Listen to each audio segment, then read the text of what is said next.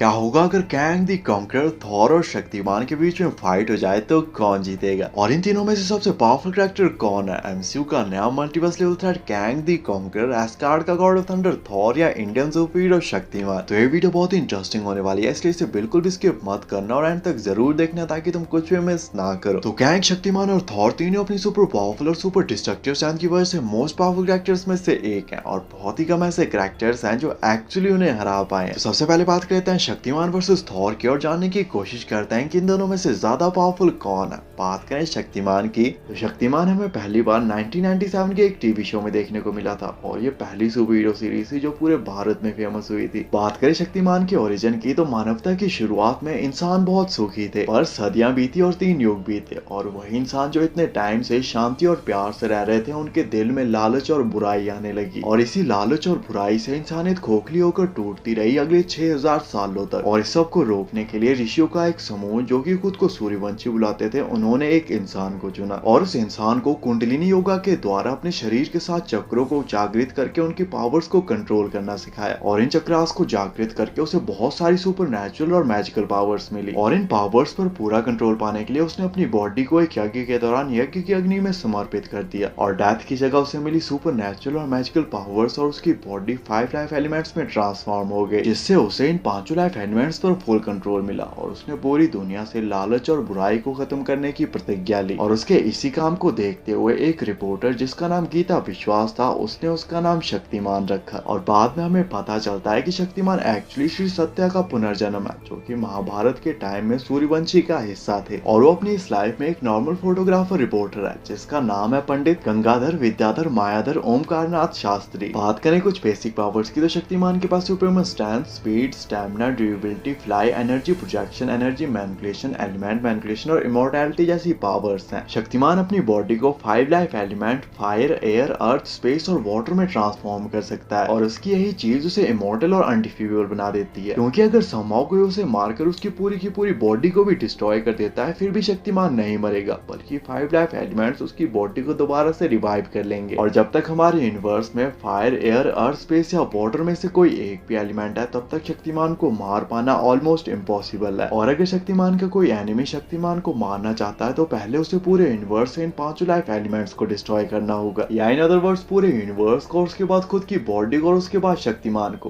पर अगर एक भी लाइफ एलिमेंट बच गया तो शक्तिमान दोबारा से रिबॉर्न हो जाएगा। शक्तिमान लाइट की स्पीड से ट्रैवल कर सकता है, स्पेस में विदाउट ऑक्सीजन सांस ले सकता है, डायमेंशंस के बीच में ट्रैवल कर सकता है और सुपरमैन की तरह अपनी आंखों से लेजर लाइट भी छोड़ सकता है। और शक्तिमान की ये सब पावर्स उसे मार्वल और डीसी के बहुत सारे सुपर हीरो से कई गुना ज्यादा पावरफुल बना देती है। साथ ही शक्तिमान के पास कॉस्मिक अवेयरनेस भी है, जिससे उसे अपने यूनिवर्स या मल्टीवर्स में क्या चल रहा है सब पता होता है। तो ये थी शक्तिमान की पावर्स। और शक्तिमान की पावर्स को अच्छे से जान लेने के बाद अब बात कर लेते हैं थॉर की और जानने की कोशिश करते हैं कि आखिर ये थॉर कितना पावरफुल है। तो थॉर एक एस्गार्डियन गॉड है, जो कि ओडिन का बेटा और पूरे 9 realms का प्रोटेक्टर है। थॉर एक गॉड है, इसलिए उसके पास बहुत सारी गॉडली सुपर पावर्स भी हैं। बात करें कुछ बेसिक पावर्स की, तो थॉर के पास godly strength, speed, stamina, durability और फ्लाई जैसी पावर्स हैं। थॉर की एज बहुत ही स्लोली बढ़ती है, इसलिए वो पिछले हजारों सालों से जिंदा था और अगले हजारों सालों तक भी जिंदा रहेगा और एज के साथ उसकी पावर्स और भी बढ़ती जा रही हैं। थॉर गॉड ऑफ थंडर है, इसलिए उसकी पावर्स वेदर से रिलेटेड है, जिसमें वो वेदर को कंट्रोल कर सकता है, लाइटनिंग स्ट्राइक कर सकता है और बहुत ही पावरफुल लाइटनिंग अटैक्स भी कर सकता है। इसके अलावा थॉर के पास उरु मेटल से बनी हुई स्टॉर्म ब्रेकर और म्योनिर जैसी वेपन्स भी हैं, जो कि बहुत ही ज्यादा पावरफुल हैं और इमॉर्टल बीइंग्स को भी किल कर सकती हैं। थॉर इतना ज्यादा ड्यूरेबल है कि बड़े से बड़ा एनर्जी ब्लास्ट या अटैक भी उसका कुछ नहीं बिगाड़ सकता और वो न्यूट्रॉन स्टार के कॉन्सेंट्रेट एनर्जी बीम को भी सर्वाइव कर चुका है। और थॉर की स्ट्रेंथ का आइडिया तुम इसी बात से लगा सकते हो कि उसने इन्फिनिटी वॉर में 6 इन्फिनिटी स्टोन्स की पावर्स को ब्रेक करके थैनोस का सीना चीर दिया था। तो ये थी थॉर की पावर्स। और थॉर और शक्तिमान की पावर्स को अच्छे से जान लेने के बाद अब बात कर लेते हैं फाइट कंपैरिजन की और जानने की कोशिश करते हैं कि इन दोनों में से ज्यादा पावरफुल कौन है। तो थॉर एस्गार्ड का गॉड है, जिसके पास बहुत सारी गॉडली पावर्स भी हैं और उसका स्टॉर्म ब्रेकर इमॉर्टल बीइंग्स तक को किल कर सकता है। पर शक्तिमान एक ह्यूमन होते हुए भी बहुत ही ज्यादा पावरफुल और ड्यूरेबल है और थॉर का स्टॉर्म ब्रेकर जो इमॉर्टल बीइंग्स तक को किल कर सकता है, वो भी उसे नहीं मार सकता, क्योंकि अगर थॉर समहाउ अपने स्टॉर्म ब्रेकर और लाइटिंग अटैक्स का यूज करके शक्तिमान की पूरी बॉडी को भी डिस्ट्रॉय कर देता है, फिर भी 5 लाइफ एलिमेंट्स उसकी बॉडी को दोबारा से रीजनरेट कर देंगे। थॉर के पास इमेंसिव स्ट्रेंथ है, पर स्ट्रेंथ के मामले में शक्तिमान ऑलमोस्ट थॉर के ही बराबर पावरफुल है। थॉर वेदर को कंट्रोल कर सकता है और उसको कंट्रोल करके शक्तिमान पर super powerful lighting shocking attacks भी कर सकता है। पर शक्तिमान वेदर के साथ साथ फायर, एयर, अर्थ, स्पेस और वाटर को भी कंट्रोल कर सकता है। थॉर एक गॉड है जिसकी एज बहुत ही स्लोली बढ़ रही है और एज के साथ उसकी पावर्स और भी बढ़ती जा रही हैं, पर वो इमॉर्टल नहीं है और वो भी मरेगा जिस तरह से ओडिन मरे थे। और किसी डेडली फाइट के दौरान एक हैवी इंजरी भी उसकी जान ले सकती है, जबकि दूसरी तरफ शक्तिमान इमॉर्टल है और हैवी इंजरीज के साथ साथ अगर कोई उसकी पूरी बॉडी को भी डिस्ट्रॉय कर देता है फिर भी 5 लाइफ एलिमेंट्स उसे दोबारा से रिवाइव कर लेंगे। और जब तक यूनिवर्स में फायर, एयर, अर्थ, स्पेस या वाटर है तब तक शक्तिमान को मारना ऑलमोस्ट इम्पॉसिबल है। और मुझे नहीं लगता कि शक्तिमान को हराने के लिए थॉर किलबिश से पाप मनी ला पाएगा। थॉर एक गॉड है पर ह्यूमन होते हुए भी शक्तिमान अब इस लेवल पर पहुंच चुका है कि किसी के लिए भी उसको हरा पाना ऑलमोस्ट इम्पॉसिबल है। इन दी एंड थॉर ना ही शक्तिमान को मार सकता है और ना ही उसे हरा सकता है, जबकि शक्तिमान थॉर को मार भी सकता है और उसे हरा भी सकता है। हालांकि शक्तिमान थॉर को नहीं मारेगा क्योंकि शक्तिमान बुराई को खत्म करता है, ना कि बुरे लोगों को। पर फिर भी शक्तिमान इस फाइट का एक अल्टीमेट विनर होगा और फाइट में चाहे जो भी हो इन दी एंड जीतेगा शक्तिमान ही। तो बात करते हैं शक्तिमान वर्सेस कैंग की और जानने की कोशिश करते हैं कि इन दोनों में से ज्यादा पावरफुल कौन है। बात करें कैंग की तो कैंग एक नॉर्मल ह्यूमन बीइंग है जिसका असली नाम नथानियल रिचर्ड्स है, जिसकी स्टोरी शुरू होती है आज से लगभग 900 साल बाद 31st सेंचुरी फ्यूचर में। कैंग की स्टोरी बहुत कॉम्प्लिकेटेड है जिसमें time travel, timeline, multiple Kang, Kang के वेरिएंट्स और कैंग काउंसिल जैसी बहुत सारी चीजें हैं। तो नथानियल रिचर्ड्स 31st सेंचुरी में पैदा होता है और जैसा कि नाम से ही पता चल रहा है ये फैंटास्टिक फोर के रीड रिचर्ड्स की फैमिली को बिलोंग करता है, जो कि अभी तक पूरी तरह से कंफर्म नहीं है क्योंकि कॉमिक्स में बहुत सारे ऐसे इंसिडेंट भी हुए हैं जिससे ये पता लगता है कि ये डॉक्टर डूम से रिलेटेड है, जो कि अभी तक क्लियर नहीं है। और खुद कैंग भी ये नहीं जानता कि एक्चुअल में उसके एंसेस्टर्स कौन है। और इसी सवाल का जवाब जानने के लिए वो अपने पास्ट पर रिसर्च करना शुरू करता है और उसे पता चलता है रिचर्ड्स टाइटल, अर्थ 616, फैंटास्टिक फोर और डॉक्टर डूम के बारे में। और इसी दौरान उसे अपने एंसेस्टर्स की एक टाइम मशीन भी मिलती है और वो अपने सवालों का जवाब जानने के लिए टाइम ट्रेवल करता है और पहुंच जाता है एंशिएंट इजिप्ट में, जिसके बाद वो अपने मिशन को भूलकर और अपनी आइडेंटिटी को चेंज करके पूरे इजिप्ट को कैप्चर कर लेता है और वहाँ का एक फैरो बन जाता है जो कि वहाँ के लोगों के लिए गॉड की तरह था क्योंकि वो फ्यूचर से आया था और वो ऐसी बहुत सारी चीजों के बारे में जानता था जो उस टाइम के लोग सोच भी नहीं सकते थे। और वो वहाँ पर पास्ट के सभी इवेंट्स, टाइमलाइन और आगे क्या होने वाला है सब कुछ जानता था। और वहाँ पर नथानियल आराम से रह रहा था, पर तभी फैंटास्टिक फोर की टीम वहाँ पर आ जाती है टाइमलाइन को सिक्योर करने के लिए। और क्योंकि नथानियल के पास कोई भी सुपर पावर्स नहीं है इसलिए वो इस फाइट को हार जाता है और फैंटास्टिक फोर उसे उस टाइमलाइन से भगा देते हैं क्योंकि नथानियल एक नॉर्मल ह्यूमन बीइंग था। और ये बात याद रखना कि वो अभी तक कैंग द कॉन्करर नहीं बना है और ना ही उसके पास उसका टाइम ट्रैवल या फ्यूचर के एडवांस वेपन्स है। जिसके बाद नथानियल अपनी टाइम मशीन में बैठकर अपने टाइम 30th सेंचुरी में जाने की कोशिश करता है, पर क्योंकि उसकी टाइम मशीन बहुत पुरानी थी और ठीक से काम नहीं कर रही थी वो पहुंच जाता है करंट टाइमलाइन में जहां पर एवेंजर्स, फैंटास्टिक फोर और डॉक्टर डूम ये सब होते हैं, जहां पर वो डॉक्टर डूम के साथ मिलकर पूरे अर्थ को कॉन्कर करने का प्लान बनाता है। पर इस टाइमलाइन में भी एवेंजर्स उसे बहुत बुरी तरह से हरा देते हैं, जिसके बाद वो फिर से अपनी टाइम मशीन में बैठकर दोबारा से अपने टाइम 30th सेंचुरी में जाने की ट्राई करता है। पर पता नहीं उसकी टाइम मशीन क्या ही है, इस बार वो पहुंच जाता है इस टाइम से 2000 साल आगे 14th सेंचुरी में। और जब वो यहाँ पहुंचता है तो वो देखता है कि ह्यूमंस और मशीन्स के बीच में वॉर चली हुई है और ह्यूमैनिटी ऑलमोस्ट खत्म होने वाली है क्योंकि उन मशीन्स के पास ऐसी वेपन्स थी जो उस टाइम की नहीं थी बल्कि काफी पुरानी थी, इसलिए वहाँ पर कोई भी उन वेपन्स को यूज करना नहीं जानता था। पर क्योंकि नथानियल पास से आया था और ये मशीन्स उसी के टाइम की थी इसलिए वो इन मशीन्स को यूज और ऑपरेट करना जानता था, जिसके बाद वो इस वॉर को रोकने की जगह इन वेपन्स और टेक का यूज करके खुद को अपग्रेड करता है, अपने लिए एक आर्मर बनाता है, 40th सेंचुरी की पूरी अर्थ को ही कॉन्कर कर लेता है। जिसके बाद वो एक न्यू आइडेंटिटी लेता है और नथानियल रिचर्ड्स से बन जाता है कैंग द कॉन्करर। जिसके बाद वो यहीं पे नहीं रुकता बल्कि अपने टेक और फ्यूचर के एडवांस वेपन्स का यूज करके उस टाइम की पूरी गैलेक्सी तक को कॉन्कर कर लेता है। इसके बाद की कैंग की स्टोरी में इतना ज्यादा टाइम ट्रैवल है कि उसे मास्टर ऑफ टाइम भी कहा जाता है और इसी टाइम ट्रैवल की वजह से उसके बहुत सारे वेरिएंट्स भी हैं। इसके अलावा कैंग की स्टोरी में काउंसिल ऑफ कैंग भी है जहाँ पर मल्टीवर्स के सभी कैंग है और वहाँ पर है एक प्राइम कैंग और इस प्राइम कैंग का सिर्फ एक मिशन है, हर एक टाइमलाइन के हर एक यूनिवर्स को कॉन्कर करना। बात करें पावर्स की तो कैंग एक नॉर्मल ह्यूमन बीइंग है जिसके पास कोई भी सुपर पावर्स नहीं है और कैंग की मेन वेपन और पावर है उसका टाइम ट्रैवल और फ्यूचर का एडवांस टैक। साथ ही कैंग जीनियस लेवल इंटेलिजेंट, एक स्किल टैक्टिशियन और हैंड टू हैंड कॉम्बैट का मास्टर भी है, जिसके पास उसका फ्यूचर का एडवांस टैक और आर्मर है जो कि उसे सुपरमैन स्टैंड, स्पीड, स्टैमिना और ड्यूरेबिलिटी जैसी पावर्स प्रोवाइड करता है। साथ ही कैंग ने बैकअप प्लान के लिए अपने कुछ क्लोन्स भी बना के रखे हैं जो कि फिलहाल तो अनकॉन्शियस है, पर जैसे कैंग मरने वाला होगा कैंग का आर्मर उसकी कॉन्शियसनेस को उसके इन क्लोन्स में शिफ्ट कर देगा और कैंग उन क्लोन्स में दोबारा से जिंदा हो जाएगा, जो कि अलग अलग टाइमलाइन के अलग अलग यूनिवर्सेस में सेफ है और ये चीज कैंग को ऑलमोस्ट इमॉर्टल बना देती है। तो ये थी कैंग की पावर पावर्स और कैंग और शक्तिमान की पावर्स को अच्छे से जान लेने के बाद अब बात कर लेते हैं फाइट कंपैरिजन की और जानने की कोशिश करते हैं कि दोनों में से ज्यादा पावरफुल कौन है